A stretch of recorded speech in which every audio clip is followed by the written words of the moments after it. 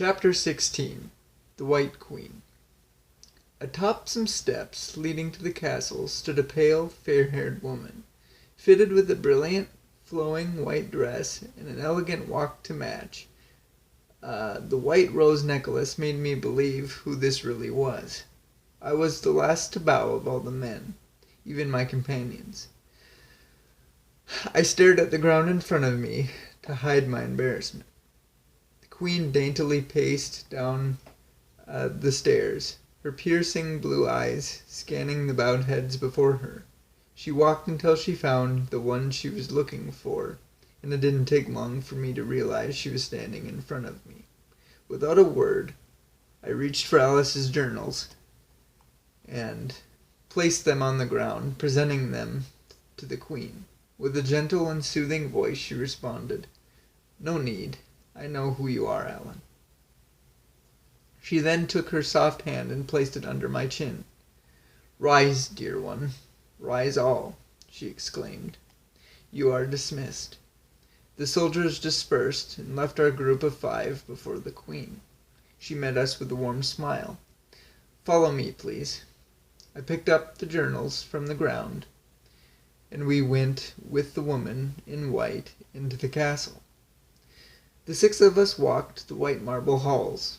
This is the first time any of my friends had seen the inside of the castle. As we marveled at the sights, the queen broke the silence. "The cat announced your arrival." I replied in a surprised tone, almost forgetting about him. "Chesh, where is he?"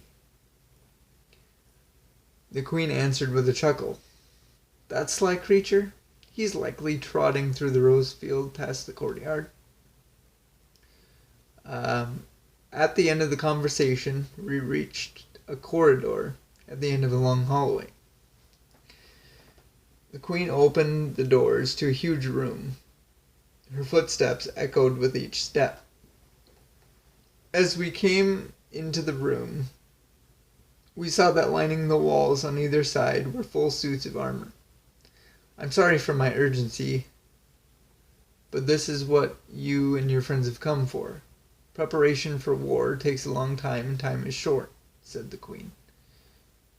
We all went to examine our respective armor, the twins on the left side of the room, and Hatter and the Hare on the right. My armor, however, was in the front of the room, bathed in a pure light. The queen stood beside me in a warming smile. "Alan, come with me." She took my hand and led me to the front of the room. "Put it on," the queen said as she motioned to the breastplate and gauntlets. As I did so, she told me the story of the importance the armor held. Pointing to the breastplate, she began, "See those symbols?" I commented, "They look like the ones on the journals. They're Alice's." The queen nodded. "This is the armor she wore when she marched against the Red Queen all those years ago." I stood for a moment, gazing at the armor I was to wear, as if trying to feel Alice's presence there.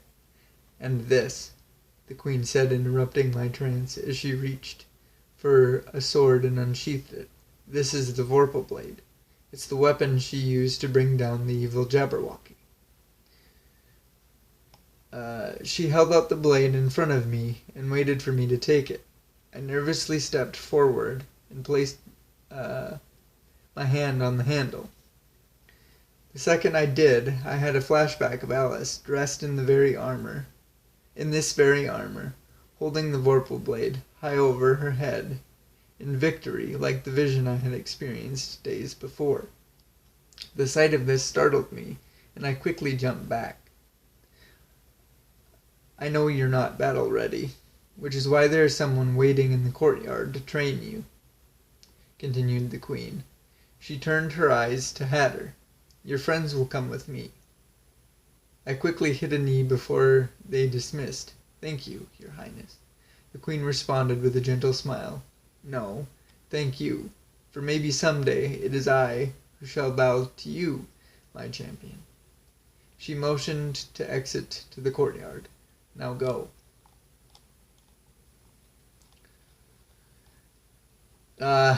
Chapter 17. Smiling Spy.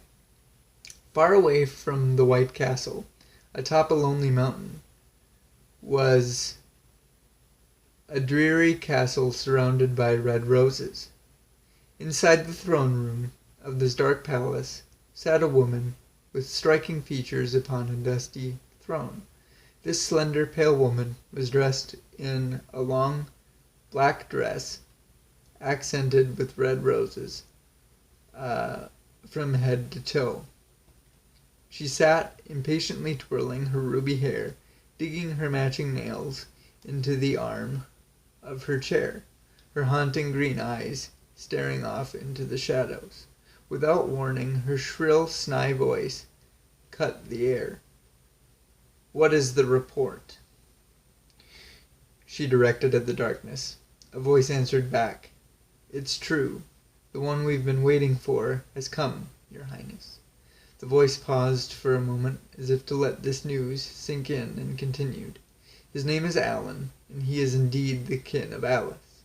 The Red Queen butted in. "How do you know?" the voice answered. He carries journals with Alice's symbols on them. The prophecy has come." The Queen sat silently, as if intrigued by the thought, and the voice added, "He is readying for war with the White Queen as we speak." "She is no queen, just a spoiled brat who was handed the throne," Red snapped. The voice meekly replied, "Yes, of course, Your Redness." Red dismissed the slip-up and spoke in a slightly chuckled voice. "However, maybe it's time I paid my kid sister a little visit." As she spoke, she playfully tapped her nails on the arm of her throne. "Plus, I should very much like to meet this Alan and properly introduce myself." All playfulness gone now from her voice, she spoke to the voice sternly. "Ready the troops. We march at dawn." When she spoke the words, the shadows where the voice was began to fill. The emptiness now housed two yellow eyes and a feline grin. Chapter 18. The Courtyard. A bright, warm sun greeted me as I entered the courtyard. The rays of light bounced off the white marble pillars that lined the yard. I stood in my armor by one of the pillars, waiting for my teacher, when I was suddenly washed in a cloud of familiar colored smoke. Choking on the cloud, I turned to find the source of it. I looked down at the ground and saw none other than the caterpillar sitting on a mushroom, contentedly sipping on his hookah. I greeted this familiar creature formally. "Good day, caterpillar." The caterpillar looked at me with spacey eyes and blew smoke in my face. "Who are you?" Surprised, I replied, "You know who I am." The caterpillar seemed to sneer at my statement. "Well, of course I know who you are. The question is, do you know yet?" I replied boastfully, "I am Alan, kin of Alice." The caterpillar looked pleased and asked, "Why are you here?"